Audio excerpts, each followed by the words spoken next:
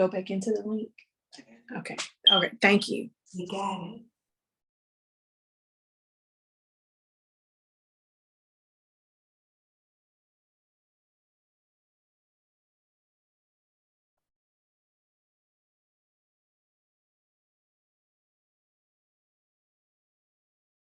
Well, thank you guys for joining me for Keys, Deed, and Credit.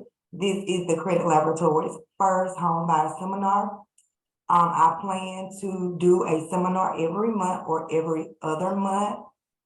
I know this is the first one, so try to get a feel of it, and maybe it can grow and grow and grow to get bigger.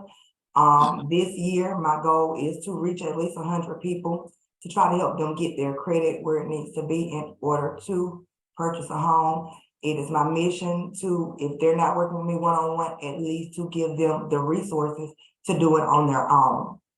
So I want to thank Ms. Sharon, Ms. Tanya, Ms. Tawana, and Ms. Mercedes for joining me. I really appreciate it. You ladies are full of knowledge, and I'm just glad that I am connected with you guys. And I thank you for taking the time to join us today and share some of your knowledge with some of our future clients. Yes.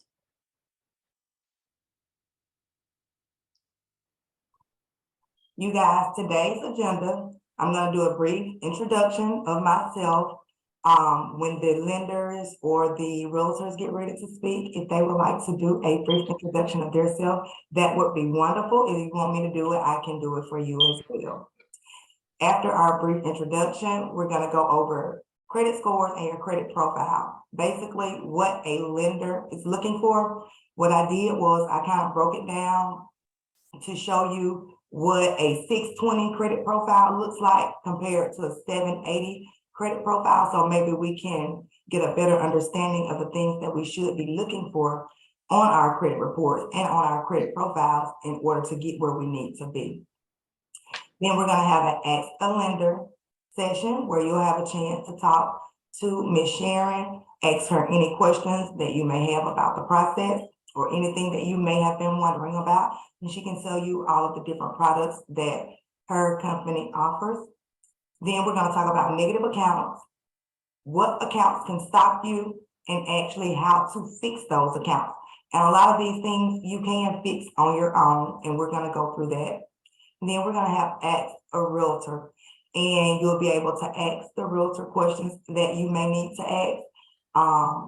Because having a realtor too, you guys, is so important. I didn't have a realtor when I purchased my home, and that was one of the biggest mistakes that I made in the home buying process. I didn't know how important realtors were, and I didn't even know that it was a difference between a realtor and a real estate agent. So we're going to even have time to speak with some realtors today and ask some questions. Now, let me get this off my screen. Okay, who am I, you guys? If you don't know me, my name is Jennifer Campbell. I'm a little country girl from Alabama. Most of my life I've been working, you know, in different fields with other companies. I worked at the hospital, I worked in the finance industry. I've even done construction. That was my last job. I was a pipe welder. I left there to do my business full time, the Credit Laboratory. I've been doing that full time now since 2020. We were open in 2019. I do have a bachelor's degree in business administration and finance. So I do have a little educational background, you know, in finance. I also went and got my paralegal certificate this time last year so that I am able to actually break down and understand the laws when I am helping my clients with their credit, because most of the time with your credit, that's what we're using. We're using the laws in order to get things handled. Yesterday, I had a clear to close credit guide posted on Amazon. With that guide can actually help you through the process on your own. It takes you through getting your credit reports for free, the ones that mortgage loan lender or the mortgage officer will be looking at.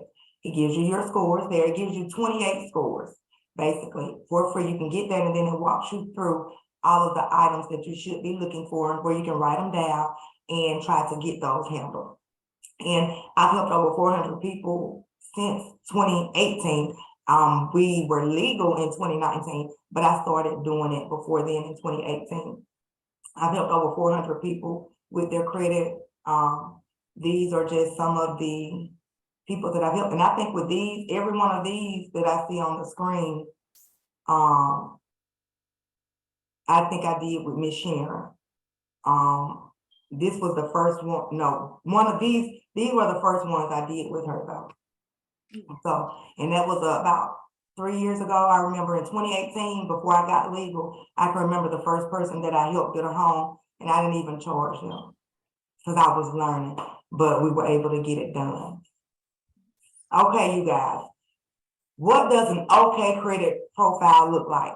When most people get ready to purchase a home, they are normally, some people trying to get in with a 580 or a 620. Most people are asking for a 640. So I'm just gonna say a 640. I'm not gonna go with the 580, even though sometimes you can get approved with a 580. I don't like to encourage that for the simple fact that when you purchase a home and your credit scores are low, everything else is gonna be high. As far as your interest, what you're gonna be paying on your home, all of your insurance, your private mortgage insurance, the insurance on your home, everything is going to be higher. So I encourage people to try to at least get their scores as high as they need to be. But in order to at least get a 640 credit score, you're gonna need at least 3 to 5 open accounts. Your credit card utilization is gonna be, it can be at 30% or under. In order to get to the 700 club, your credit utilization will kind of need to be a little closer to under 10%. You may have 1 or 2 derogatory marks reporting on your credit report. They're probably old and they probably don't carry a balance. Getting a 640, you'll have at least 2 to 3 years of credit age and less than 3 inquiries. If you have an account like this is normally how it looks when people first start to build their credit or when they're working on their credit. That's about how it looks, how many accounts they have open, and they have their credit utilization under about 30%. And they may have a couple derogatory items left. And their credit age is normally really young because most of the older accounts that they had were negative, and we probably have to get them removed. And then they do have less than 3 inquiries, but their score normally isn't over like a 640 or a 660. Now, and the reason I'm showing you this is because I want you to understand what you may need in order to get your scores to a 640. What do you actually need to do? I know a lot of people always call me and they say, I want a 700 credit score or I want an 800 credit score. So, like you can't get a 700 or 800 credit score overnight. When I was on my FICO, in order to get a 780 credit score, you guys, you can't have any late payments or any derogatory marks on your credit report. If you do, they're over 5 years old and it's only like 1 or 2 accounts. In order to get a 780, their credit utilization, it gotta be under 10%. It needs to be between 6 to 7%. And when you get ready to purchase a house, the lower your credit utilization is, the higher your scores will be. And then the more home that you'll be able to get approved for because you won't have so much debt on you. So paying your credit down, your credit utilization down, that's gonna help you. And credit utilization, that's with any revolving account that you may have open, normally like your credit cards. But if you have a line of credit open that has a balance and you can use it revolving or open line, that's also gonna be included in your credit utilization. I know some people can go to their bank and they'll have like a $500 line of credit. If you pull all of that out, that will affect your credit utilization as well. So, credit age, in order to get a 780, you're gonna need 10 years or more of credit age. You can't just have 5 years, 6 years, a couple years and expect to get a 780. They need to know that you've been handling your credit for a while. So it's gonna take 10 years or more. And with credit age, there's different ways that you can increase your credit age. For instance, if you have grandparent or a mom, you know, they've had those JCPenney cards from back in the 80s and the 90s. If you can get them to add you to like one of their credit cards, that will do wonders for your credit profile and it will help you with that credit age. somebody who has a 780 credit score, they normally have a mix of 10 or more accounts. When they have accounts open, they got short-term, long-term loans open. They have different credit cards open. They have store credit cards open. They have gas credit cards open. And they have bank credit cards open. The bank credit cards are going to be your Visa, MasterCard, American Express, Discover, things of that nature. Also, someone with a 780 credit score, you guys, they have less than 2 inquiries reporting on their credit report, and they have none within the last 12 months. They hadn't ran their credit any in the last 12 months. So that's what it takes in order to get a 780 credit score. Now, I know most people say, well, I log on to my FICO, not my FICO, I log on to Credit Karma, and then I went to the bank and I applied for something, and the scores are different. When it comes to our credit scores, you guys, we have over 30 credit scores. And it's like the number keeps growing and growing every other month. And not only do we have over 30 credit scores, we have 2 different models for our credit scores. We have a Vantage credit score and we have a FICO credit score. When we're applying for things, if we're applying for a mortgage, if we're applying for a car, we're applying for a credit card, most lenders, I'm not going to say all, but most lenders, they're going to be using our FICO scores. Our FICO scores are broken down into these 5 categories. With your payment history is going to consist of any late payment, any charge-offs, any collections, as well as your positive payment history. Your negative payment history is in there as well. So if you do have collections, charge-offs, and late payments, that's going to hurt you with your payment history. And with our credit scores, you guys, especially our FICO scores, they range from 300, that's the lowest you can have is a 300, and they go to 850. So that's 550 points.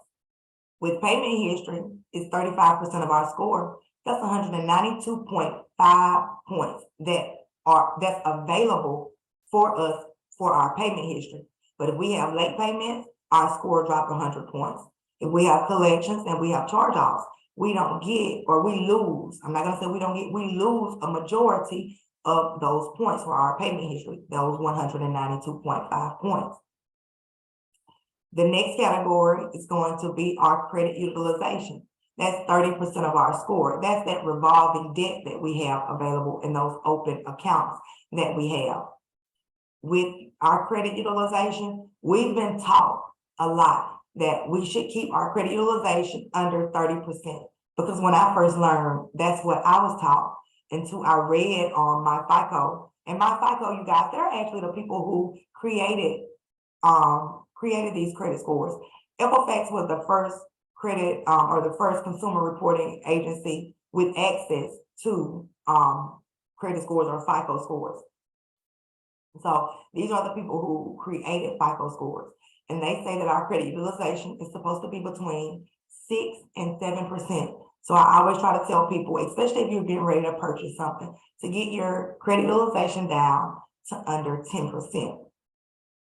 The next is going to be, and that's 165 points, how we do our credit utilization. If you never have a credit card, you guys, our score could never go over a 685 mathematically.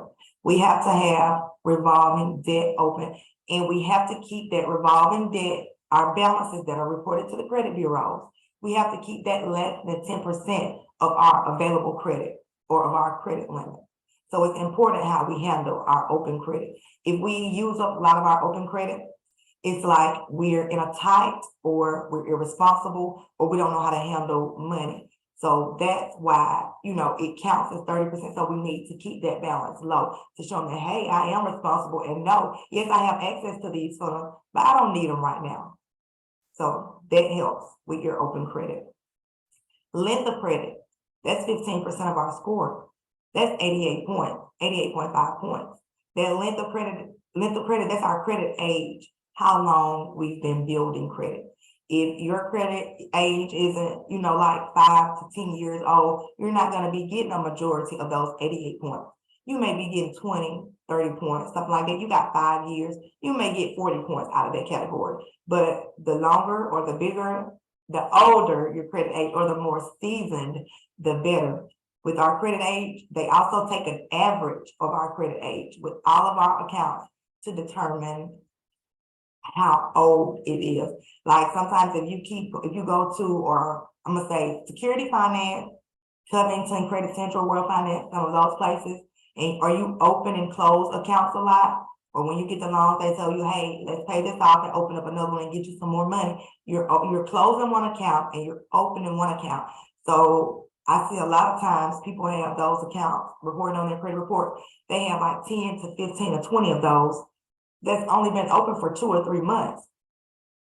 So when you do start building credit, they're gonna take the average of that. If you have more accounts that's only been open 2 or 3 years old, and you only have one account that's been open, a couple years, your credit age is still gonna be less than a year old. So it's not going to help you. So you have to be careful when you're opening and closing accounts. And also I wanna just hit back with your credit utilization. If you pay your credit cards down, you got to pay your credit cards down, or if you pay them off, try not to close them unless they have high yearly fees or high interest rates, unless you have some more credit cards open. Because remember, we have to keep a credit card open. I know I've done it when I was younger, when I was 19. I paid all my credit cards off and I closed my account. I thought I was doing something good. And then I didn't understand why I couldn't get approved for a car when I went, because I'm like, hey, I paid all my stuff off, but I couldn't get approved because I had closed all my credit cards. So I wasn't getting any of those 165 points out of that 30%. Now the next is going to be our new credit and our credit mix. Those are worth 10% of our scores. Our credit mix is important. That goes back to having a mixture of accounts with your loans. You need short-term loan, you need long-term loan. Show lenders that you can handle either type. Same with those credit cards. We need the store credit cards, our JCPenney, our Victoria's Secret, our Belk, our dealers. Then we need gas cards, our Chevron, our Shell, whatever. Then we can get a bank card as well, just a mixture of accounts. And if you don't have, if you don't have a credit card open, think about it. You're missing out points in credit mix because you're not showing that you're responsible. Then you're missing out on your point for having a credit card. So if you don't have a credit card or open revolving lines or debt open, you're missing out on payment history. You're missing out on 30% here, and then you're missing out on your credit mix as well. So having a credit card, you guys, that's one of the most important things to have. That's just the easiest way to increase or decrease your scores as well with your credit cards and how you handle them. New credit, that's going to be our inquiries. With our inquiries, they're worth 55 points. After I don't care how many times you apply, after you apply so much, it's not going to hurt your scores anymore because it's only worth 55 points. And I don't mean to say it like it's only, but it's worth 55 points. And with your inquiries that are older than 1 year old on their 13th month, they're no longer calculated into our credit scores. So even when they fall off, we won't see our scores increase a lot because on that 13th month, they stop being inquiries. They stop being calculated into our credit score. But any new inquiries, 12 months or under, those hurt us. When we're shopping for a home, shopping for a car, or shopping for a student loan, you can apply within a certain time frame, within 30 days, you can apply with different lenders. And those inquiries, as long as it's all for a house, or all for a car, or all for student loan, those inquiries will report on your credit reports, but they will only count as one when it comes to factoring into your score. And that's done because the credit bureaus say that they don't want to penalize you because they say it's smart to look for a better interest rate. So if you're purchasing a home, car, student loan, you're free for 30 days to shop around. And it's not going to penalize your score, but those inquiries will still report on your credit report. Now, these are our FICO scores. These are the important scores. These are the scores that most of our lenders are going to be using. Now, let's talk about, this is what everybody normally goes off of, your Credit Karma. And if you're on your Credit Karma, if you look underneath the score, and this is anywhere you look at your scores at, if you look under the score, you'll see which model they're using. And if you see here, this is Credit Karma, they're using our Vantage scores, our Vantage 3.0. Remember, most lenders do not use Vantage scores. And most lenders do not use Vantage scores because Vantage scores were created by Equifax, TransUnion, and Experian as a way to compete with those FICO scores, because remember, those FICO scores have been around first. So the Vantage scores, they're for educational purposes only. It's not that Credit Karma is inaccurate, because Credit Karma does show your accounts, what's showing on your credit report. It's just your scores are different because they're using your Vantage score 3.0, and those Vantage scores, they're divided or calculated into 6 different categories, where our FICO scores are divided into 5 different categories. They're calculated differently. These here, this comes from my FICO. These are the people who created the FICO scores. These are all of our different FICO scores, and this is an updated one. I'm sorry, you guys. And this is an updated one. FICO 8, when you're on Capital One, or I want to say Experian, and they say you're looking at your FICO scores, you're looking at your FICO 8 scores. Some of them may be using FICO 9 now, but it's mostly your FICO 8. When you go to a car lot, these are the scores they're going to be looking at, your auto scores. Bank card, when you're applying for credit cards, you go to the bank, these are the scores that they're going to be looking at. But the most important scores for us today are going to be these mortgage scores. When you go to apply for a home, the lender is going to be looking at your FICO 2, FICO 5, and FICO 4 scores. With those scores, say your FICO 2 score is a 700, your FICO 5 is a 750, and your FICO 4 is a 760. The lender is going to look at all those scores, and they're going to take the middle score between 700, 750, and 760. They're not going to take the lowest score at a 700, and they're not going to take that highest score at a 760. They're going to go by that 750, the one in the middle. That would be the score that they would use in order to get you approved. But a lender is going to be looking at these FICO scores here. We have some new scores that have been released. We got FICO 10. See, we got FICO 10 bank scores, and then we also have a FICO 10T. That FICO 10T is for trending. Remember I said earlier, the quickest way to increase and decrease your credit scores or with your credit cards and paying your credit card balance down. Well, with those FICO scores, the FICO 10T, the trending that they're trying to get everyone to start using, we wouldn't be able to just pay our credit cards down and get a score increase if they were to use the FICO 10T, because they would go by your last 2 years of how you're holding your credit cards. So it wouldn't just be able to jump up like that. It would actually make it harder on us if they were to use that FICO 10T. And you guys, this here, and I'm going to put it in the chat just in case anybody wants it. You can get your FICO scores, all 28, for free for 7 days. If you decide after those 7 days that you don't want it anymore, I will cancel it because they will charge you, but you can access them for free for 7 days. It gives you all 28 of them, and you can actually see what your mortgage scores are and where you stand. And that would be helpful that should be helpful for you or to you during the process. When I got ready to purchase my home, I monitored my scores every day. I knew when my scores were high enough to get a home because I got an alert from my FICO people, and I went and I applied for my home that day because I was able to see the exact scores, and they were the exact scores that the lender pulled. So these will be the scores that your lender sees, but you will have to go and find your FICO 2, FICO 4, and FICO 5 mortgage scores, because remember, they're going to be showing you all 28. Now, probably some of our favorite part, or probably what we're here for, is the ask a lender. Ask the lender. Miss Sharon, how are you? You guys, Miss Sharon is going to be our lender that is on. I've been knowing Miss Sharon for a while. I'm gonna introduce her, but I'm gonna let her introduce herself too. But she's just a wonderful lady. Been working with her since about 2019. I've learned a lot from her. She shared a lot of information with me. That's how I kind of know a lot of what I do know besides helping others and going through my process. She answers a lot of questions for me. So you guys have any questions, you make sure you ask Miss Sharon. But our first question, Miss Sharon, Are you ready, Miss Sharon?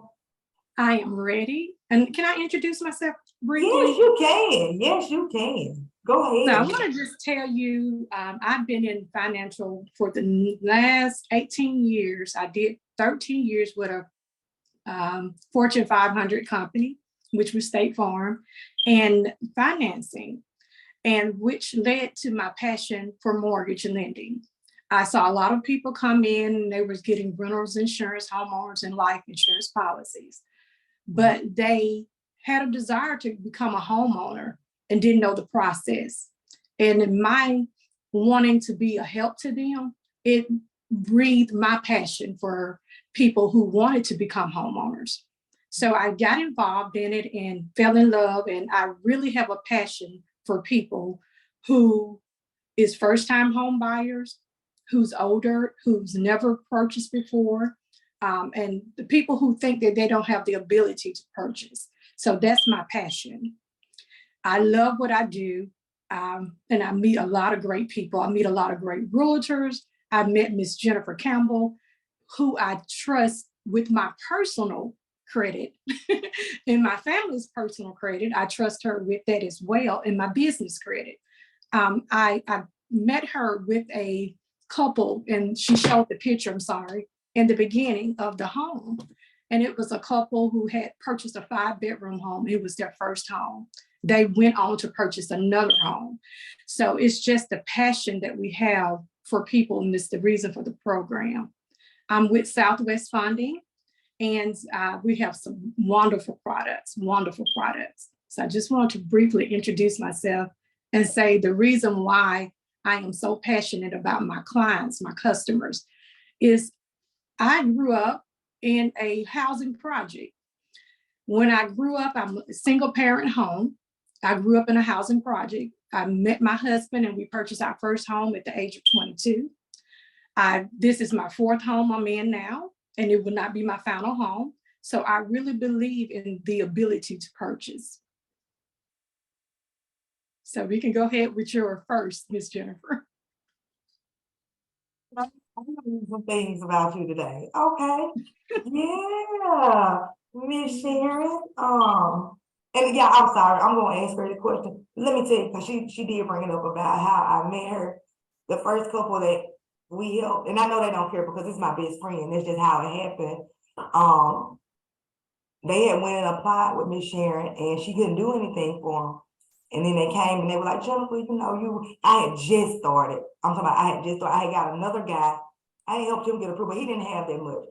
But I was able to help them. And when they went back, I don't know how long it took. I can't remember if it was 45 days or 60 days, but their credit was different. And Miss Sharon asked them who did it. And that's how I was introduced to her, because she actually could see what happened, what transpired before she met me, basically, with them. Yes. So Miss Sharon, please tell us, because I know a lot of people be talking about they don't know what to do, they don't know what they need. When someone is getting ready or looking to get approved for a home, can you tell me what you guys are looking for? Well, we look for credit worthiness, and Jennifer went into the detail of what the credit consists of. We look at the ability to repay. We look at your job history, your work history, your income. So we want to make sure you're able to purchase the home. You have everything in place. The number one thing a lender is going to look at is your credit score. They're going to look at your job history, how long you've been on that job. Your ability to repay is your income versus your debt. And are you able to make that payment on time each month? So those are the 3 main things that we're going to look at. When y'all are looking at the credit scores, what credit score do they need? What credit score do y'all suggest or do y'all want? So like you spoke, stated earlier, we can go as low as a 580. However, as a lender, I would not suggest you purchase at a 580, because the higher your interest, the lower your credit score, the higher your interest rate would be. And that leads into a whole lot of other things. A low credit score make you have to have reserves, extra funds in the bank. It gives you a very high interest rate and very high mortgage insurance rate. So it plays through the totality of the loan. That score is the number one thing that you want to make sure your credit score is at least high enough. We have different programs. 620 is a program that allows you to have 2 of the products for no down payment. Another product that we have, you need a 640 credit score. So I will always suggest get your credit score as high as you possibly can get it. That would be my suggestion. Okay. Sounds good. After, say if their scores are high enough and y'all can get them approved, what steps are you needing in the approval process, or what do y'all go through during the approval process? So let me talk about pre-approval and pre-qualification. So both steps in the pre-qualification and the pre-approval. The first step is going to be having a conversation with your lender. So you'll give me a call and you'll say, hey, Sharon, I'm thinking of purchasing and I just want to know where I am. I want to know what my credit looks like, how much I need, if I need anything, do I qualify for any programs? At that point, I would send you a link and you will fill an application out. With that application, it's going to ask your name as it appears on your social, your date of birth, your social security number, your address, and even how long you've been at that address, because they look at that as well. They want at least a 2-year, either rental history or 2-year housing history. So I get that information, and it's going to also ask for your gross monthly income or your annual income. With that information, I can determine your pre-qualification. If we take it another step farther to get you pre-approved, once I pull credit and I tell you your credit score looks wonderful, looking at your work history, what you supplied, you're ready. So let's get you pre-qualified, pre-approved, I'm sorry. So with that pre-approval, I take that next step and I'm going to begin to ask you for documents.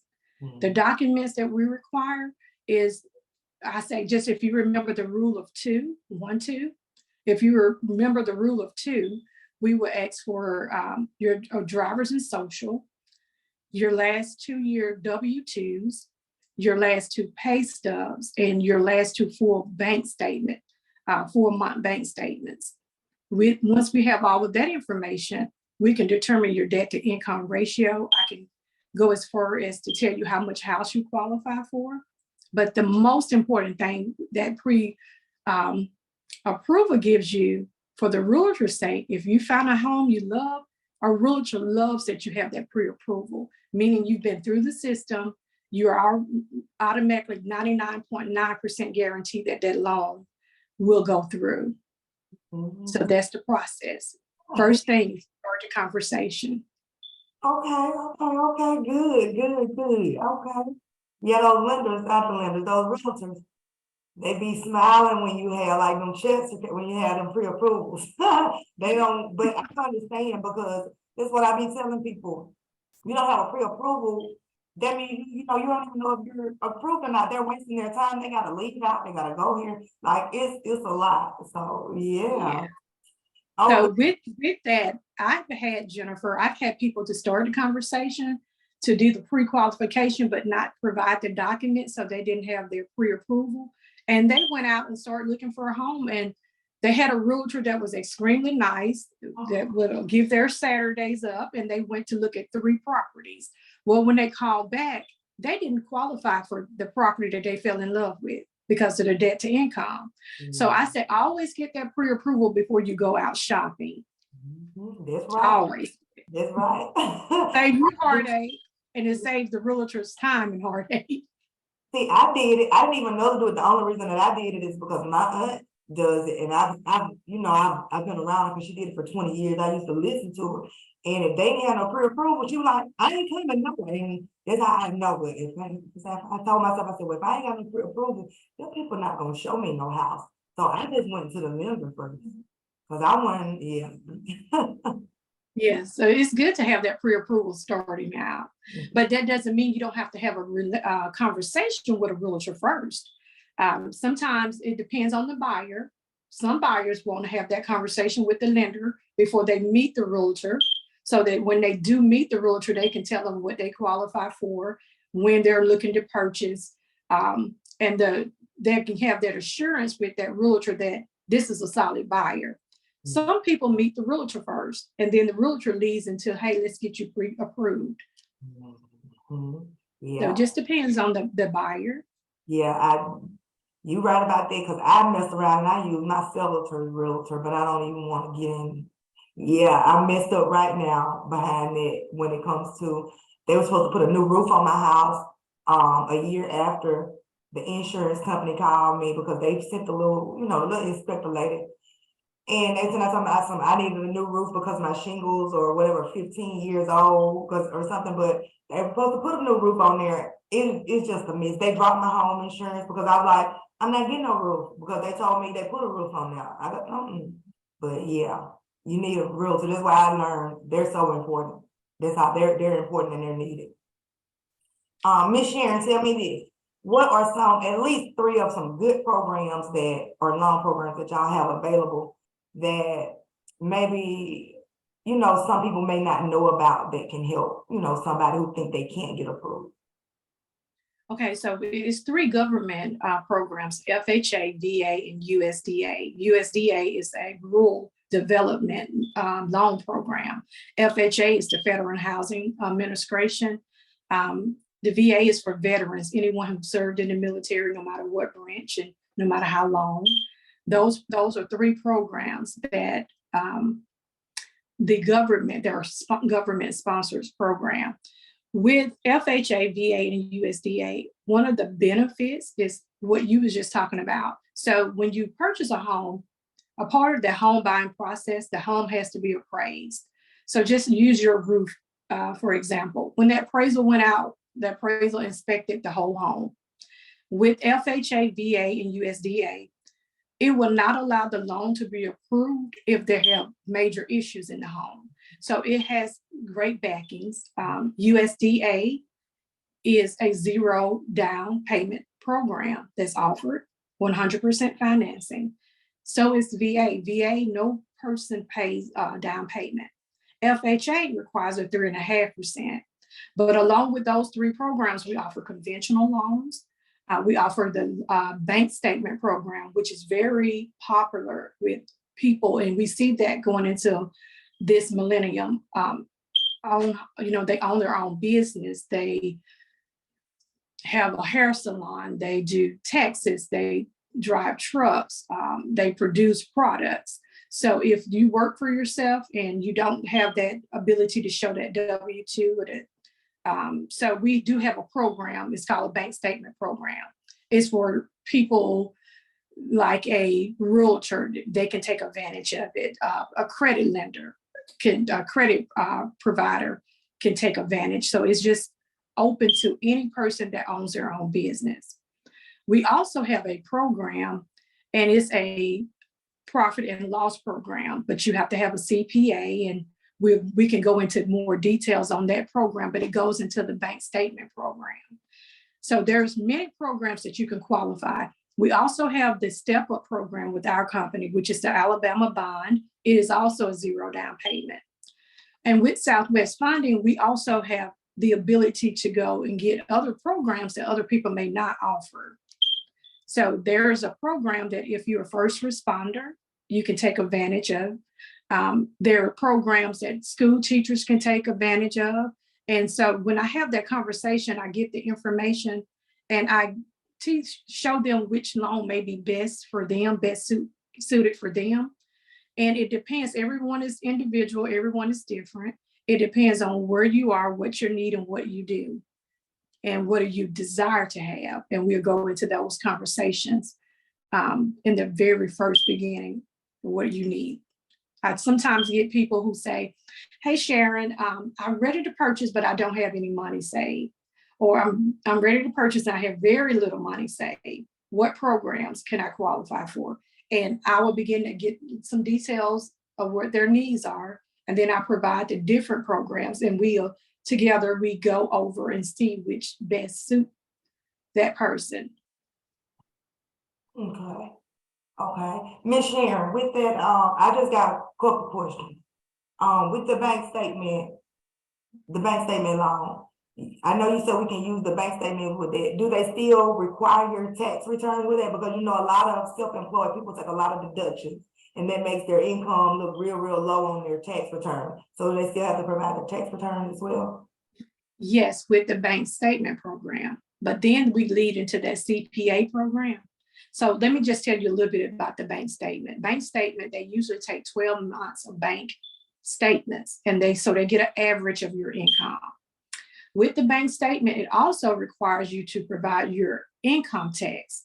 And just as you just spoke, a lot of people write a lot of things off, so they don't have to pay the IRS back. Mhm. So with the bank statement, even though you have to provide that, sometimes it leads you to being able to purchase very little home, or not the home that you desire to purchase, because you may have that money really coming in, but you may write it off.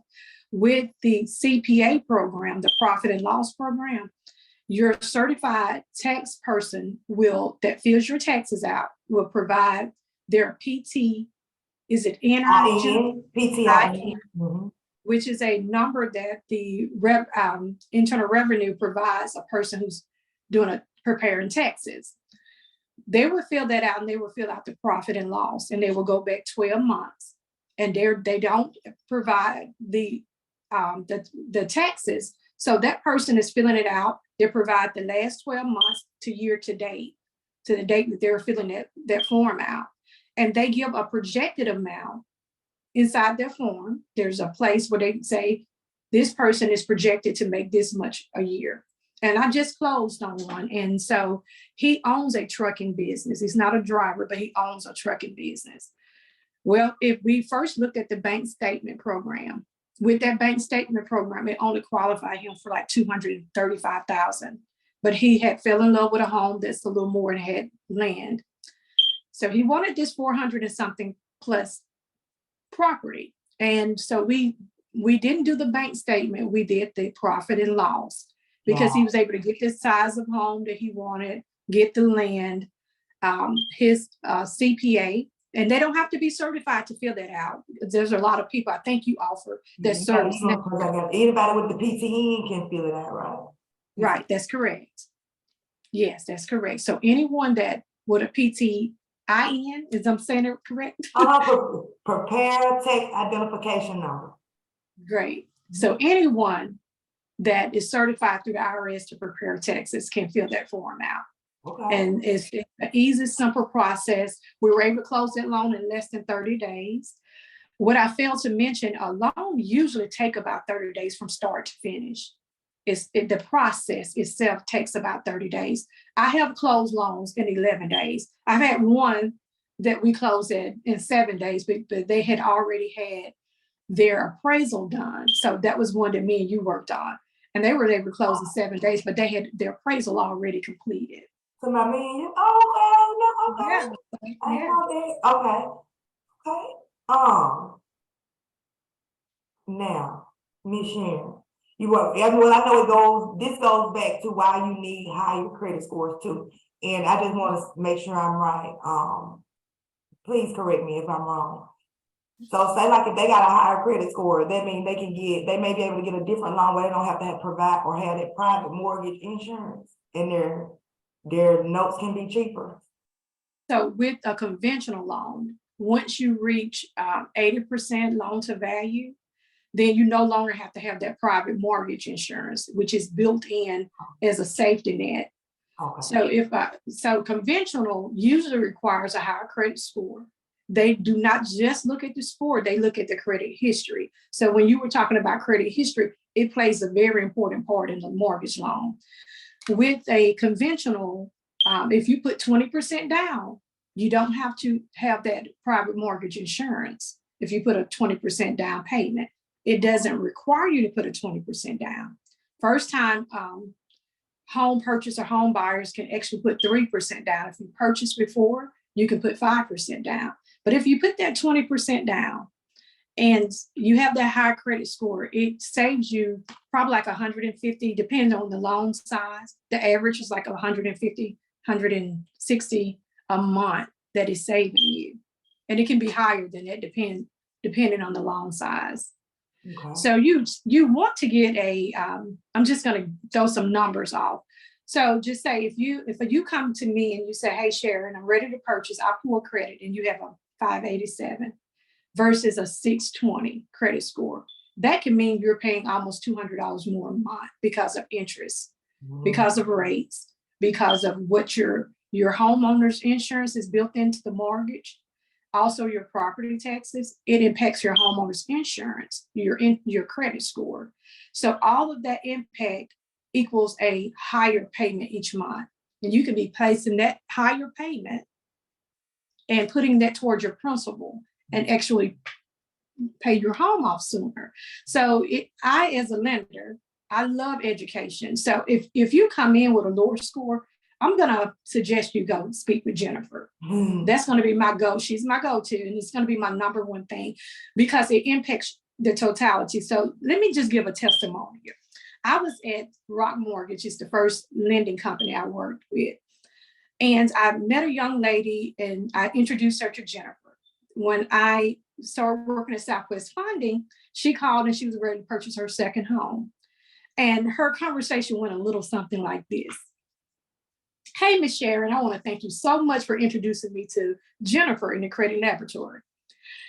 With that, I was able, before she purchased a home, their first home, she had problems getting a vehicle. She had problems getting a lot of things like the credit cards, her homeowner's insurance, I think it was her auto insurance. I'm sorry, her auto insurance was extremely high because of her credit. So when she called me, she said, thank you so much for the introduction. I'm about to purchase my second home. Her credit score was phenomenal. She was in the 700 range. Her homeowner's insurance was low because of her credit was good. Her auto insurance was low because her credit was good. And she was able to purchase after her first home, she purchased an auto. She was able to choose whatever automobile she desired to go in that lot. She had no worries. And it was all because she had that phenomenal credit in place that she was able. So the next time coming in, it was so different from that very first conversation we had. That next conversation for her next home was like, hey, this is what I'm working with. This is my income. So based on that, the income ratio, she wanted a bigger home. She was able to purchase that bigger home. She understood the importance of having that credit in place. So I love the education part of what I do. I'm always going to tell you, even though we can do a loan as low as 580, get your credit in place. That's key for everything that it impacts every part of your life. I'm not sure about this, so don't quote me on this, but I've heard that some jobs, when you go in and fill an application, they look at your credit report. They look at your credit score. They look at your credit history, and they determine if you are responsible by your credit score. When you purchase, and I remember I told you I worked for State Farm 13 years. When we did a auto insurance quote, they wanted to know what your credit score was, because if you didn't pay your bills, the likelihood of you paying your monthly auto insurance was very low. The likelihood of you paying that on time, and then that puts you in a higher risk. So credit is of great importance. When they pull them reports, like when they do for your insurance and stuff, and for your employers, they don't use, these credit reports.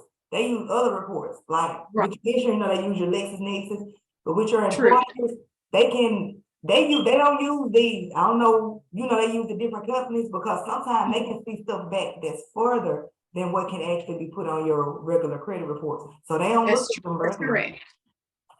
Yes, because we didn't use the FICO with the auto insurance. We used LexisNexis, and that's what we determined if you were going to pay your bill every month. And if we thought you were not, then you had a higher monthly payment than people with a good credit score.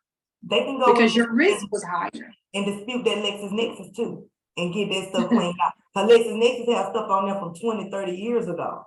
I had to go in and do it, and my insurance went down. That's great. Miss Sharon, I can ask you one more question about loans. Yes. if somebody wanted to purchase a home, okay, say, if they want to purchase a home, but it needed some work done to it, can they get a loan to cover the work as well, to rehab the house? Yes, I'm so sorry. I didn't mention one of the programs that Southwest Funding offers is what we call a 203 program. It's a rehab program. It's for homes that need renovations. And we do offer that program. So if you go in and you fall in love with a home, your realtor shows you a home. And I'm not talking about an investment property. I'm talking about a primary property that you're going to, residential property that you're going to live in. But that home needs, say it needs major repairs. If that home has over $5,000 repairs, you can qualify for a 203K loan. That rehab loan is very lengthy because you have to have a contractor, and then you have to have a licensed contractor, and then you have to have a contractor that goes behind that licensed contractor to make sure that bid is in place. But those are loans that people can take advantage of, especially that's coming up. You know, a lot of people are going to walk away from properties. We're going to see a lot of foreclosures, unfortunately. So there's going to be so many properties out there you can take advantage of. And that 203K loan is one of the great programs. Okay, thank you. Oh, thank you. Can I just mention something, Jennifer? I don't know if that was the last thing you were going to ask. I don't know. No, I was gonna ask number 4. If somebody's been denied, what do they do moving forward? That's all. Great. That's what I wanted to go into. So that's great. So just say if you come in and we deny you, just say if you come in, you fill an application out, and unfortunately at that time, we're not able to move forward in the loan process. Depending on the reason, sometimes there's multiple reasons for you to be denied, and you will always receive a letter explaining why you were denied. So just say if you come in, you fill the application out, and unfortunately you are denied. That denial can come because your work history, your time on the job, you don't have that 2-year work history in place. That denial can come from just naming a couple of things. That denial can come from the ability to read. Well, it's not going to be denied. It is just you won't qualify for the amount you have if you don't have that income in place. But that denial can also, and the majority that I see is credit, is, you know, because their credit score is not high enough. So just say if you come in and you're denied and your credit score is low, you want to connect with a credit repair agency. You want to connect with Jennifer to get your credit. And sometimes it doesn't take long, and she's able to look at your credit and tell by how long it'll take you to get to where you need to be. I would tell you, hey, you have a 430, your middle score. You have a 415 or a 430 and a 445. So that 430, your middle score, is going to be the score that we're going to look at, your FICO score. I would tell you to connect with Jennifer. I would tell you the things that's on your credit. We'll go over the credit report, but then I would tell you to connect to get this credit to where you need it to be, because that's going to be very important. Some people will get denied, and instead of sitting down and having that conversation with a credit repair person, they would just give up hope. If they take the necessary steps and put in place what that credit specialist tell them, then they'll be in a home. It doesn't take a year. It does not take, I have not seen one that we worked with. And everyone that I have, I send to Jennifer, again, because I personally use her and I know of her ethics, and I know that she's going to do it according to the law. I also know that the people that I've sent her to, when they come back to me, they're ready and they're prepared. So if I send you to Jennifer and Jennifer give you a plan, execute that plan and let's get you in a home. Yeah, I asked that because I know when I first applied for a home, I was denied. It took me 8 years to get up enough courage or to try or to apply again. And when I applied, the only thing they said was denied. No one sat down with me. No one told me, you know, why I was denied. No one even said, hey, you can go to this person, you know, to this credit person. So when I got denied in 2012, it was just like, So what now? You know, I didn't know what to do. And I had two collections. I had an AT&T collection for like $200 and something, and I had a Dish Network collection for like $100 and something. And then I had like 3 credit cards. They had low credit limits, like $500, $600 was the highest one, but they were maxed out. But I didn't have any late payments or nothing. So like, I was just lost, and I asked my mom what to do. Like, she couldn't give me no information. So it took me 8 years. That's why I feel like when they're denied, what should they do moving forward? Because I know they don't need to wait. Like, I wasted almost a decade because I didn't know what to do or who to go to, or like I didn't have any help. So Yeah, so I think that's one of the things in connecting with the right lender as well. Because the right lender is not just going to leave you on, how they said, on red. They're not just going to leave you not knowing what the next step to do. They're going to talk to you and tell you, hey, you've been denied because I'm just going to use credit, because your credit score is not where it needs to be. And then they're going to, a good lender will try to connect you to a person. So I'm so fortunate for every person that I've sent to you, Jennifer. Every person, there's not one person. We have people that you're still working on that's in the program now, but there has not been one person that I sent to you that followed the steps, that when I pulled the credit the next time was not where they were not just where they needed to be. The credit scores had jumped phenomenal, and they were able to get great interest rate.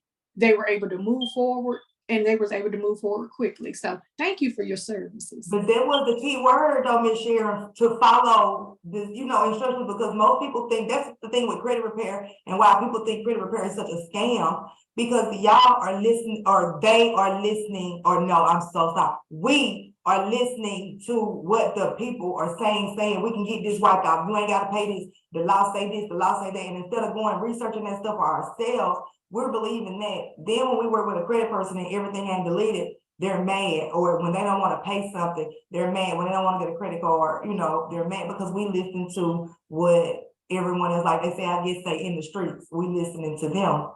But if they follow the steps, because sometimes you will have to pay. I mean, and that's just a responsible thing to do. If it's your debt, sometimes it's okay to make a settlement. It's not okay not to do it, So yes, make a settlement, because like I said, what I was saying, it took me 8 years. That was less than $1,000 that kept me from a home for 8 years, because I didn't have the knowledge and because I didn't know what to do. So that's one of the reasons why I'm happy to do this. And before Cherie got a home, I didn't think about it again. I didn't think it was possible. So I had to be close to someone else. And I helped her do it to get one in order for me to go, but dog, I can try again. Maybe, I can do it. So yeah, that's why I asked it. I'm sorry, y'all. I ain't trying to be too long-winded.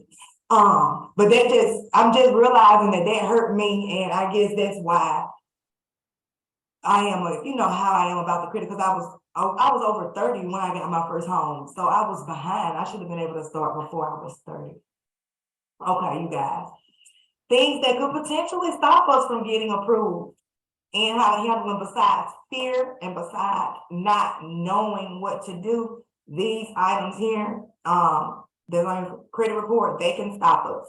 With bankruptcy, if you do a Chapter 7 bankruptcy, you're going to have to wait the allotted amount of time before you can get a home, whether it's discharged or dismissed. If you have a Chapter 13, after you've been in that program for so long and you've made your payments, maybe 9 to 12 months, you can talk to your attorney and you can be granted to apply for a home while you are in Chapter 13, but you have been in Chapter 13 for so long. Now, if you wait till you finish Chapter 13 to try to apply for a home, then you're going to have to wait your allotted amount of time. So if you're in a Chapter 13 bankruptcy and you've been making your payments on time and you've been doing right, your dreams are to get a home, I would suggest you apply while you are in bankruptcy. Don't wait until you get out.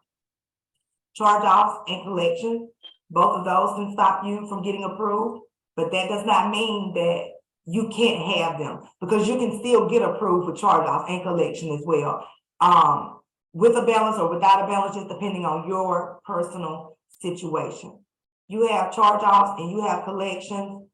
Well, I'm not even going to say that with collections. If you have charge-offs, meaning they're still with the original creditor and it's only been about 6 months, a year, 2 years at the longest, where your debt got defaulted, you're going to do better and I'm saying this from, I messed my credit up 3 times. I prepared my credit 3 times. I've been garnished over 3 different periods of time in my life. So with charge-offs, if they're new like that, you do best to just go ahead and make a settlement and pay them. Because when you start disputing them, that's when you start getting all those letters in the mail and when they want to take you to court and try to get their money, because it's still inside the statute of limitations. And, you know, like, you're trying to dispute it and request information when the best thing would need to be to do to make a settlement. And when I say the original creditor, if it's with what JC Penney, Regions, Sam's, whoever your original creditor is, if they still have that debt and it's been under 2 years, I would just make a settlement. Most original creditors will not do a pay for delete. They do not do a pay for delete. The only somebody who may offer a pay for delete is a third-party collection company, and that's because they just want that money. The original creditor, no, they're supposed to have all of the documents, you know, that they need. So they're not going to offer you a pay for a delete. You can do a settlement. You can still get approved with a charge-off reporting on your credit report if it has a $0 balance, because you're showing the lender that, hey, I messed up, I own that, but I did take care of my obligation. If you have charge-offs, not charge-offs, collection. I'm not saying don't pay collection, but before you pay a collection, make sure you ask for validation first. Medical collection, especially starting the beginning of this year, any medical collections under $500 are no longer supposed to show on your credit reports, and any medical collections aren't supposed to be showing on your credit reports. And any medical collection, under $99 isn't factored into your credit report, even if it shows on your credit report. That's with any collection. I know most lenders say that if you have, like a couple medical collections, they won't stop you, from getting home. So if you do still have collections and charge off, that's not the end of the world.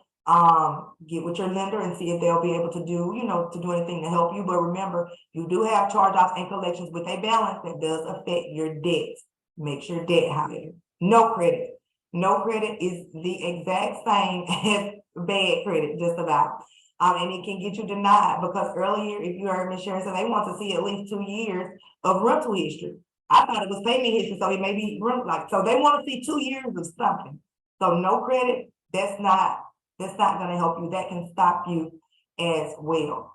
And I want to say this, and only because I've read this on my FICO, but never mind, because I could be wrong. So no credit is just as bad as bad credit. So bill credit, and you can get authorized use of trade line. You can get them with your family or something to try to build you some history out, So if you have to do that, you can. And also there are websites out if you are renting, where you can sign up with them and they'll report your past 2 years of payment history for you, so that you can have that, like rent reporters, not rent reporters, because that's a collection company. I forgot the name of it, but it's a lot of different ones. I know at least 3 that will report your rent for you, and they'll back time it for 2 years. Student loans. You mentioned Ms. Sharon said that they have some great federal backed student loans. She named VA, FHA, USDA. If you got student loans that are federal and they are in default, you cannot apply for any of those federal loans. You have to get your student loans out of default. And that's what, if you have federal student loans in default, you can't qualify for any kind of government loans. You can't even get student loans anymore. You don't even qualify for those anymore as long as your federal student loans are in default. So if you have federal student loans in default, you need to get those out of default. You can get those out of default by calling your servicer, seeing if you can get rehabilitation. You can only do rehabilitation once in your lifetime, in the loan lifetime. It's a 9-month program. They allow you to make payments based on your income. I've only seen payments high as $5 per month. After you make 9 payments, they take you out of default, and you're able to qualify for federal, plans and federal loans again. If you don't have 9 months to wait, you can consolidate your student loans if you have multiple student loans. If you do take the route of consolidating your student loans, do not consolidate all of them. Do not consolidate all of them. Leave at least one of them out. And I say that because we don't know what the future holds, and we don't know if we'll get behind on our student loans again. And if we do, and we need to get them out of default, we may need to consolidate again, because remember, we can only do rehabilitation one time. So if we consolidate them, you know, again, we'll have another account where we can consolidate it, you know, at least one more time to get them out of default. If you have private student loans, they're different than your federal student loans. Private student loans that you may get, you handle those just like you handle regular charge-offs. I actually had a client, she had $20,000 in private student loan. That's how I learned, because I was so confused. Like, I couldn't figure out, like, why they didn't offer rehabilitation, why they didn't do this, why they didn't do that, because I was a new credit repair person or a new credit agent. I didn't know it was a difference. But she had the private student loans. She owed $20,000. She was actually able to make a settlement with those people for like $1,200, and they wiped out those student loans, and she was good to go. So private student loans are handled just like you would do your regular charge-offs or even repossessions. Because if you have repossessions, you know, you can make a settlement with them for 10%. I had a report on my credit report when I got ready to purchase my home, and it was only reporting on one credit report. I owed $13,000. It was with Capital One. I ended up being able to pay $1,300. Capital One emailed me the letter while I was on the phone, and I emailed the letter to my lender, and my lender was able to go ahead on with the process. Child support. You have child support in the arrears. I'm sorry, guys, that does hurt. You just have to try to make your payment plan and try to get that out of arrears, and then you can move forward. But a lot of times, if we do have things in arrears, or we have liens, or we have judgment, or we owe money, we get denied because those people can sue us, and if they sue us and we have a home, they can put a lien on the property. So that's why it's important, you know, if you're owing, or if you have a balance, if you have liens and you have judgments, you need to pay them. You guys, even when I went through the process of getting my home, I didn't know I had a lien, and it was for the state of Alabama for some taxes. And I could have swore they took my taxes before then forward, but like, it wasn't showing on my credit report. I don't even know how the lender found that one, but I had to go and I had to pay that before I could get my home too. So liens and judgments, they do have to be paid because they can put a lien on the property. Your debt to income ratio, you guys, is going to be important too. Remember that. When I purchased my home, it was like, well, I don't even want to talk percentages, but I'm gonna say it was under your debt has to be lower. I'll just say that. Make sure your debt is low and your income is high. If you know you have about 6 months, you know, to purchase a home, just start saving, you know, try to work more, just do what you can to get your income up. We're gonna need savings as well, you guys. I didn't have savings when I first purchased my home. And like Ms. Sharon mentioned earlier, if your credit scores are low, you're gonna have to have reserves. So I had spent all my money on what it is, my earnest money, my inspection, my down payment. And then he was like, reserves. I'm like, reserves? I'm like, but man, I said, I remember his name is David. I said, David, I ain't got no more money. He said, well, Jennifer, you working? Do you got 401k? I said, well, yeah, David, I got 401k. He said, well, we can use that. I said, well, fantastic. So he was able to use my 401k that I had as reserve. Like, I didn't have to have cash on hand. He could use that account for me. Because like I told you, if it was a mistake to be made, I made it. If it wasn't money, if I ain't had a month like that, I was able to get it with the 401k. Repossession, judgment, and lien, those are some things that can stop us as well, you guys. If y'all have any questions about those things, y'all, we're almost at the Q&A. Y'all can write them down for me and we will go through those. Now, y'all, we're at Ask a Realtor. I'm telling you, these are some questions that if you have a question for a realtor, you may want to ask, because I messed up. I needed a realtor. I love realtors. Realtors are important, and I thank you guys. Thank you for your service too. Thank you, like Ms. Sharon told me. Yeah, we appreciate you. Okay, you guys. We have some realtors in the room. Whichever realtor would like to answer, you guys just let us know. Well, when you come in, or maybe y'all can take turns, because I do have a couple questions. Y'all introduce yourselves, because I met these ladies that I love them. Y'all, it's just some great connections, and they're just full of knowledge. So just ask away. I'll let them introduce themselves when they come in, but y'all just tell us, what do realtors do? Also, go ahead. Uh-oh. The speaker is on. Hey guys, this is Mercedes. Somebody else's speaker is on. Sorry. Oh, it is. Is it Latoya?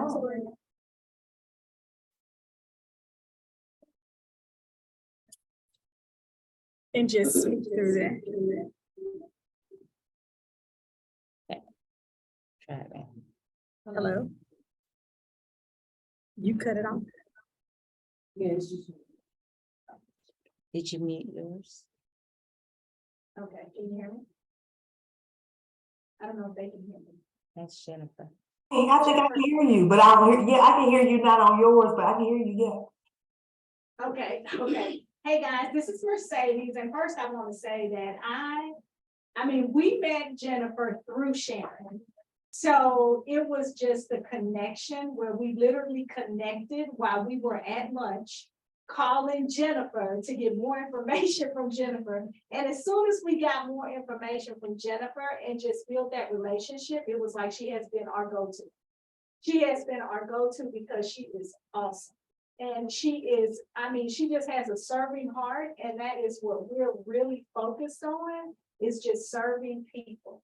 So I mean, just having you on our team as a partner for us has been so key, because you give us so much knowledge. So it is like, anytime we have a credit question or we're sitting here, going through a meeting, it's like, we need to ask Jennifer. We need to ask Jennifer. So first, we want to thank you. We want to thank you for always inviting us to be partners with you in all of your efforts, just because I know that you are like so awesome. And again, I'm like Sharon, right? She's also helped me on my personal business and personal credit as well. So I am just elated to be able for her to always reach out to us, because she's definitely part of the family. So, and I know you're wondering, what do realtors do, right? So a realtor is a valuable asset, right? When it comes to buying a home. So like you mentioned earlier, it's key to have that specific expert who understands the market and has access to a lot of different systems that people don't even know of, where it's easier for us to be able to provide certain, resources and be able to navigate through the process, right? So we're able to navigate the person through the process, from making an offer to negotiating to actually closing the deal. So one of the best, and then we can also help them go through the process of finding a financial advisor and having those financial options, right? Having valuable advice and just, being able to provide a wealth of knowledge. So ultimately it's, really to build a relationship with the realtor. And that's the biggest key for us, right? And for me, it's like, when finding a realtor, you want someone that you're really going to vibe with, someone that's going to be able to educate you on this actual process, because this is a big investment. This is a financial investment that you are making for you and your family, and you want to be educated. You want to be educated in the process, because with my goal and my team's goal is also to make sure that we're educating you, for you to be able to take that education and share it with someone else as well, right? So not only can we help you, it's just making sure you have a realtor in your corner that is going to be able to help you make that informed decision, so you can get the best deal possible, right? So am I missing something, guys? No, I think you covered it fully. The biggest thing is just having somebody that is there to help you understand the process. And when you have questions or if you need support, then you have somebody that you can go to that has that backing, that understanding, that knowledge. Because if you do it without a realtor, there's so much involved, as Sharon talked about, having the right lender and where does my credit need to be, and what happens after, we got me pre-approved, what's the next step in the process. A good realtor will help you go through that process and get you to, the table, the table so you can get your keys. Yes, absolutely. Yeah, I didn't know, I didn't even know that my realtor and my loan person were supposed to be communicating. My realtor was in Mississippi, my loan person was in Alabama, and it's like, they couldn't get along. So that made my process a little harder too, because I had to be the middle person. Then I had to actually go get my auntie out of Georgia, basically, to come and help the lady. She didn't even know how to get my roof fixed. It was horrible. Your realtor, y'all, they're so important. And I thank you for what you said, Miss Mercedes. You guys, I want y'all to know, I've been having this business, like I said, since 2018. And I've been listening to people say that I need to niche down, niche down, niche down, niche down. I want you guys to know that y'all are the reason that I have niched down to the homeowners thing.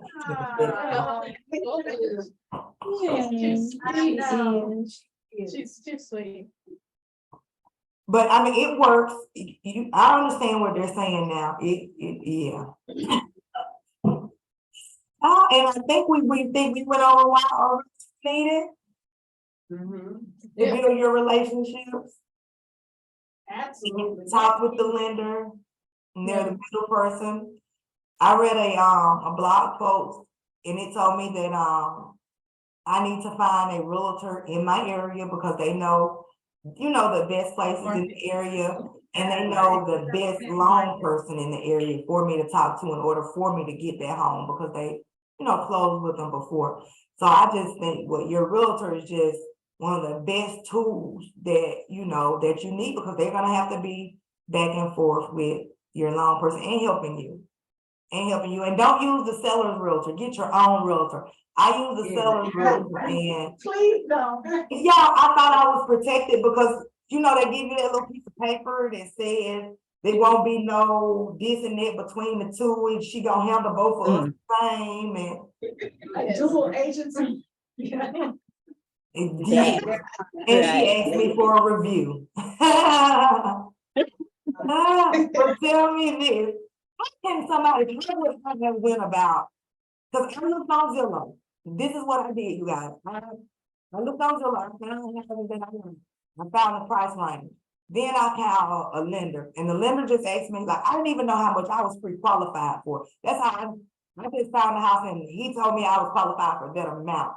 I think I probably could have got approved for more than that, but I didn't do the pre-qualify and the pre-approval process right. And then I didn't even have a realtor who cared enough to tell me, baby, you doing this wrong, or anything. So if I'm looking on Zillow and I don't know, how can I find a good realtor in my area? Like, I'm coming from Mississippi, but I was living in Alabama. How would I have went about finding someone that could help me in Mississippi?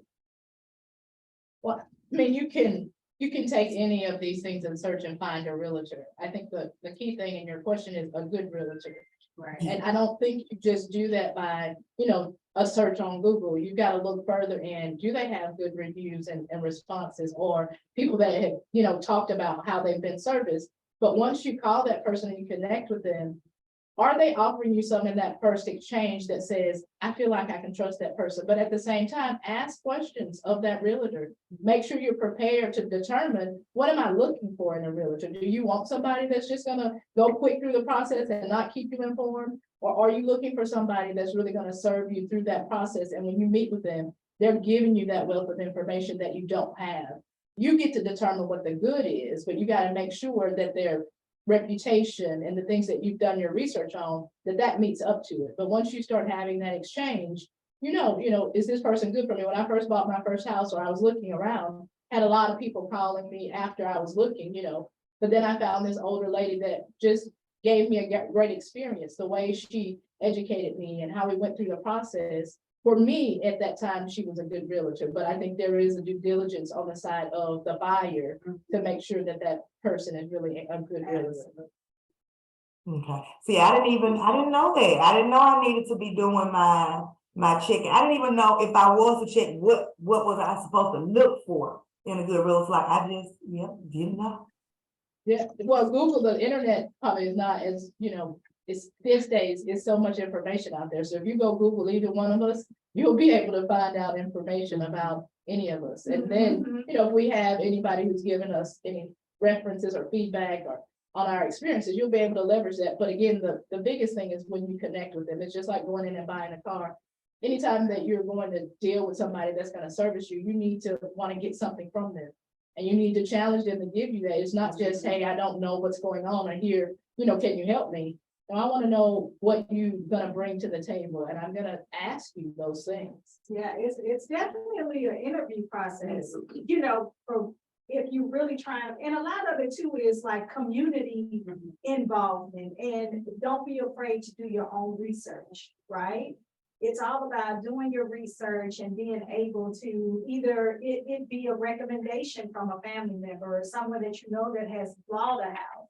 So that's like the biggest thing as far as when I say education, when you are looking for not only a home and why a realtor is important, is when you can educate, when someone else can refer you to a realtor, right? So it's like if you help someone buy a home and you're able to be well-rounded in helping them by educating them and walking them through the process, then a lot of times when you're looking for a realtor, then it becomes either by recommendation or you as the person, looking for a home. What you want to do is, you'll be like, hey, who helped you with your house? Right. Then you get more of a referral. So Right.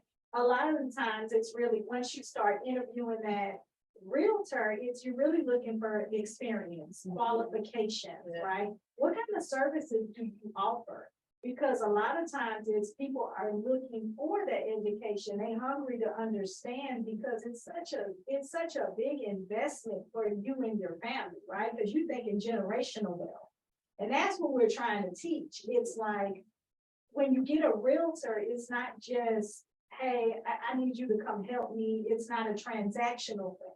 You want somebody that is it's going to be a relationship. It's really a partnership, because being a realtor, you really have a duty to your client, Right. to make sure that you are doing what is at their best interest. So, And the key is partnership, because there is a Yes. lot of this legwork and work that is required by the buyer. correct. As Sharon was talking, all the things lending, the buyer has so much that they have to do. And if they're not doing their part in it, then it's going to be a challenge, right? So it is a partnership. We give you education, we partner you with the right people, like the lender or the credit person, and we make sure that we're overseeing that process. But you as a buyer have a huge part in the process. If that part is not carried out, we won't get to that closing table. Yeah. And that's why it's important. We can push you, we can help hold you accountable, we can make sure that we're in communication with the lender, and we need this documentation. Here are the things that are contingencies so that we can get the loan. It is a partnership, and it's a journey to get from that initial conversation all the way to that, the end of that, to that closing table. It's not that easy. Sharon said, I've done it in 7 days. It's 45 to 30, right? It's a journey.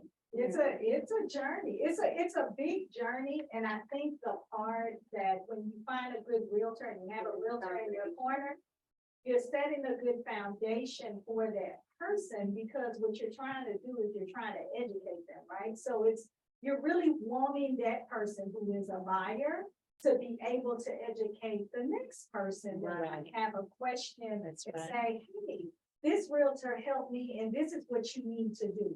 Or, they actually directed me to go through a credit expert, Jennifer. Or, or they had a great lender who they partnered with, Sharon, right? At Southwest. So it's the part, it's the experience. Right, it's the of experience. having a very strong realtor in your corner on your team, because we're able to we have a bigger stretch, right? So it's like we have a bigger stretch, we have a bigger system. We are able to connect with a lot of different partners out there. Right. For us to really take the time and talk to you to see where you are in your buying process, in your buying power. So then we kind of understand where you need to go and kind of help guide you. Again, it's a partnership. It's just really being able to help guide you through the process. And Jennifer, I want to make one comment when you said going on Zillow. So yes, you can find some great realtors, good realtors on Zillow, but what a lot of people don't understand is there are agents that will pay to be a preferred Zillow partner. So Zillow will advertise them, like you'll see them, if you look at a property and you're saying, okay, I want to see this property. Well, Zillow will promote those agents who paid to be a Zillow Premier agent. Well, that doesn't necessarily mean they are a good agent. It just means that they paid the money to be put in the algorithm to show as one of the top Zillow Premier agents. So a lot of people just don't realize that, but it's not necessarily their abilities or how good they are. It's just that that was a financial decision they made. They won't put sponsored on it. Zillow, they don't say sponsor. They will sometimes say sponsor on there, but when you're looking to say, you find a house and you want to view it and you click to schedule a showing, well, it's not necessarily the listing agent that they're going to connect you with. It'll be a Zillow Premier agent that has paid the fee. See, I wasn't, and I hate to say it, I wasn't smart enough to go that far. I just seen the listing agent name down through there, and I was like, I'm gonna call her. Right, And I yeah. called her, and like, that was it, and I should have knew something. This house, and I understand why now, she was a new realtor, my auntie figured that out when she talked to her. This house had been on the market for 2 years, and if she was a realtor that was over it, I can understand why, if that makes sense. Like, I had to go find someone to do the roof, like inspect, like I had to do that stuff, but my auntie had to tell her how to do it. If it wasn't another realtor in there with her, she wouldn't have sold this house to me. So, Right. but y'all important. I just picked her and I called her, and that was it. So yeah, that wasn't a good call for me at all. Y'all, let's see. Oh, perfect timing, perfect Q&A. I'm talking about, it was perfect timing. You guys, let me see, how do we have some more people on here that may have some questions for us? Anyone have any questions for us about anything? Or you can ask your question. Oh, yeah. So we have a question in the room for Sharon. So Sharon, question for you. If I have a client that has no credit, and I say none, they don't even have any alternative credit, which the alternative things, and you might want to expound upon it, might be, having your light bill or all that other stuff as alternative credit. But this individual is in a relationship with somebody that has credit, but doesn't have the income. So again, you got one that has the credit, low income, another has the income, no credit, no alternative credit. So what would you suggest with that type of scenario? And maybe even Jennifer, thinking about the one individual that has no credit, what are things out there that could help them build their credit? And how long should that process take before they start to apply for a loan? Okay, so let me speak from my standpoint, from a lender. We do have a program that is a no credit program. With a no credit program, it's just like if you don't have credit, your interest is going to be out of the roof, it's going to be high. With that scenario you just brought up, if both parties really want to be on the mortgage and not just one, because the person with the income still needs the credit. If they just have the income and no credit, is not helping. The person that has no credit, no income is the same situation. But just say if they want to enter into a mortgage together, they'll go under a no credit, and the income would just be based on that one person's income. With no credit, there are programs that we use outside of Southwest Funding that we have access to, that we can do a no credit loan. But with that no credit loan, you just have to keep in mind, you're going to be paying a really high interest on a no credit. And then there are going to be so many hurdles. I hate to even say it, but I just have to be truthful. There are going to be so many things that you will have to cross off to get approved, because credit is showing you have the ability to repay, that you're stable, that you can do it, and you have shown that you have done it. So if you show, okay, why don't you have credit? But it's a lot of people who may have a partner, or they may have no established credit. They may be young. I had a gentleman who had no credit. He was 45 because he paid for everything. He lived with someone, no alternative credit was in his name. And when we talk of alternative credit, we're talking about you can use your auto insurance, any credit over 12 months. You can use auto insurance, as she said, the power bill. There are other alternative credits you can use, like a cable bill, something that has a 12-month payment history, and it'll be added to your credit and begin to report to your credit bureaus.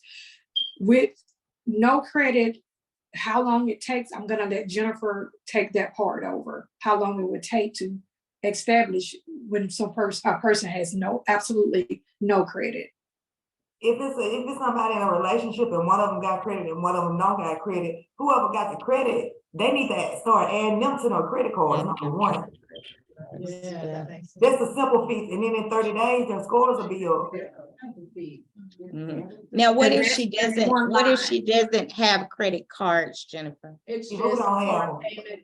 Yeah, no. How revolving she got so good credit? She got to have a credit card for her scores to be over like a 6 something. She got to have a credit card with a low balance if her score is good.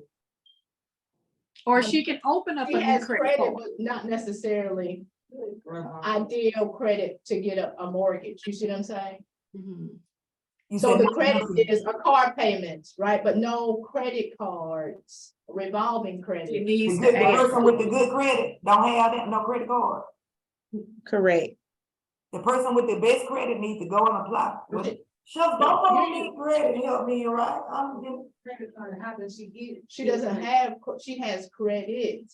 But not, During the seminar earlier, she said, if you don't have credit card, you're not gonna go above, 6 something. So how would 685. You would need to add a credit card. Got to This have. is saying, I didn't necessarily say she had good credit. I'm saying she started her credit. she has credit. Right. The other individual doesn't have any credit. So she has credit, not necessarily good credit. Fair credit is possibly what I should say. You know what I mean? But not Yes. credit card or revolving credit involved in it. I would suggest she open up, even if it's a secured credit card, she establish a credit card, add the other person as an authorized user. If she doesn't have any revolving She got credit. her credit right now. Her score is low. So Jennifer, I have a question for you. In a previous workshop, actually the one that you came here to Birmingham when we were doing the home ownership, you had talked about there was 1 or 2 companies that an individual could apply with to start building credit, and they report more frequently. Do you remember those companies? Now, if they need a credit card and they ain't got no credit, they can go to kickoff.com. Let me see. Y'all need to, yes, but before y'all give them back, hold on. Y'all, let me see how, we need to get with each other, and I can share some more stuff with y'all about that, but they're gonna need Okay. kickoff. But I wanna share some information with y'all on kickoff. Okay, that's good. They can do kickoff, they don't charge. They can try self-lender if they want to, but if they banking with somebody, if they banking with a credit union or even Regions or, Wells Fargo, they can just take their money in their savings account or, and get them a secured loan and their money will stay there. And then they can take the money from their secured loan and open up a secured credit card if they don't have one, and all of their money is still in the bank. They still don't borrow from the bank. If that makes sense, and open up everything they needed. It does. Yeah. Mhm. But no credit, the first thing I would do kickoff. So Jennifer, I have a question, even though we kind of discussed it about the bankruptcy in chapter 13, is there any other options for those who have now got out of chapter 13, or this just period, they just have to wait that time frame? And what is that time frame? They just have to wait, and I think that depends on the lender, because Miss Sharon tells me, she tells me one thing, and I seen something about me, it's another lender, but see, I didn't know that lender, and he said something else. So I think it's 2 years, Miss Sharon, or how does they go? It's 2 years after chapter 7, and once you're dismissed from chapter 13, it's a 2-year wait. There are circumstances chapter 7 and 13 will take. If you entered into bankruptcy due to a illness, you can provide a letter to explain that, and they would take that in consideration, the underwriters. Then there's hardships. Just say you've been on your job X amount of years, all of a sudden the job shut down. You didn't leave it, you didn't quit it. The job shut down. It was the circumstances that was out of your control, and it forced you into bankruptcy. They will also consider that. You can purchase a home while you're in chapter 13. You can purchase, they want to see a 12-month payment history, on-time payment history. And I tell everyone, once you enter bankruptcy, another thing an underwriter is going to look at, if you miss any payments, if you just not your bankruptcy only, any late payments after you enter into bankruptcy. Bankruptcy is saying, here's a second chance. I've been given that second chance, but I'm still doing this, making the same mistakes. Does not look good to an underwriter. So once you file bankruptcy, you want to make sure all of your payments are on time. Your bankruptcy payments, you want to make sure you're not late on any of your recurring debt that shows on your credit report. Thank you. And can I also talk about with us, and our lenders are different. With Southwest Funding, we don't look at repossessions, but as Jennifer explained, repossessions has a impact on your credit. So but as a lender, we may not look at a certain thing on your credit. We may not look at the repossessions. We will look at child support, and if you were behind in child support. But if you have a repossession on your, and if it's a collection that's under a certain amount, we're not going to look at that as well. But if it's over a certain amount, then 5% of the collective collections will be included in your debt to income ratio. So when, as a lender, when I speak, I'm sorry. That's what I was saying. Yeah, so as a lender, I'm gonna look at that credit and I'm gonna tell you everything that that credit person tell you they can handle on that report, let them do it. Don't just say, I can tell you as a lender, we're looking at this, this, and this. But as a credit specialist, Jennifer can say, even though the lender is only looking at these 3 things that's on your credit, let me take care of everything that's on your credit, because it's going to impact your score. So I would always hand that ball over to the specialist, because she specializes in what would make the credit do what it needs to do. Even with like the personal information, y'all, when I got my house, they made me explain why I had extra addresses, extra names. Like they wanted to know like why you moved from here. Like I had to explain all of that. That's why it's even important to take that out. And with the repossessions, I know you done, Miss Sharon, and got somebody approved that I done worked on before, with the repossession, but she wasn't able to get approved for like a smaller amount. I don't know if the repossession played an impact in it, or if her income was already, low. But when that lady, she did get approved, but she only got approved for, it was under 100, is what she told me. So, yeah. And so I have a question for you, Sharon. Can you expound on the difference between our automatic underwriting and manual? Yes. So automatic underwriting is when you enter everything in the system, it just gives you, it goes with the underwriting guidelines. And if everything on your file meets that guideline, you're good. It's automatically approved or automatically assessed. With a manual, I do a lot of manuals when we have someone with very low credit score. They have their credit history is not where it needs to be. Their documentation is not in place. They have something missing. They may have liens or so let me pause right here. Once you start the process and it gets to title, title is a different entity from your realtor and your lender. So the title is going to make sure the title on the property is clear. They're going to look at the seller of the property and you purchasing the property. And in that title search, they look at any liens, any judgments. So it may not show on your credit report, but when a title is involved and they run that title search, it may show up. So when someone has an issue that shows up on title, it may have been through an automatic underwriting process, but now it has to be switched to get approved through a manual. A manual, that underwriter, that person is going to make that final decision. They're going to look at everything that you have provided, and then they're going to say if this loan is secure enough to move forward or not. Sometimes we may have a system through automatic that says denial, but then a manual underwriter would take an addition. They would take letters of explanation to explain why you were late on this credit, why this showed late. They would take letters of explanation. Anytime you have a bankruptcy, they want to know the reason why you filed a bankruptcy. Anytime you cannot give a 2-year history where you lived in the last 2 years, that can take a file to a manual. They want to know, and they just want an explanation of, okay, you have this address here, or you moved 3 different places like Jennifer, and you never been there 12 months. You don't have a 12-month rental history. Can you explain? And they could say, due to circumstances, I moved in with a parent. I had to help provide for a parent. So with a manual underwrite, they need more documentations. There always is going to be a letter of explanation somewhere in that file to explain the reason why you just couldn't be approved through automatic. Did that answer it? Yes, it did. Okay. Thank you. Okay.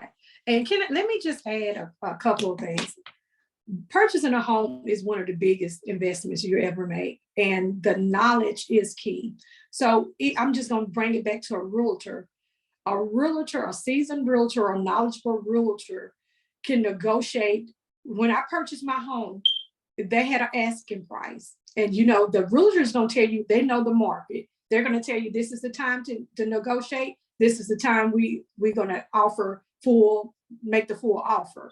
And if you don't have a realtor that is experienced, you can miss out on the property. So I'm going to tell you, and I'm going to add this as well. You see homes for sale by owners. I'm not knocking that at all. But you can have a realtor that can look at that property, still write that offer up on that home for sale by owner. That realtor is going to negotiate. We're going to use Alabama. Alabama is and you